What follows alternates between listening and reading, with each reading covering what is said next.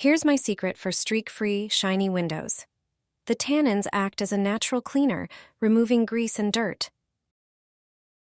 Grab a cup and a tea bag, make sure it's black tea. Pour hot water into the cup, filling it halfway. Let the tea steep for about 10 minutes. Then, take a spray bottle and funnel. Remove the tea bag and pour the tea into the spray bottle. Add freshly squeezed juice from half a lemon, which works as a degreaser and antibacterial agent. Fill the rest of the bottle with water, and your mixture is ready. Spray it on your windows and wipe with a microfiber cloth, making sure to cover all areas. After this trick, you'll get amazing results. This affordable homemade window cleaner will leave your windows sparkling clean.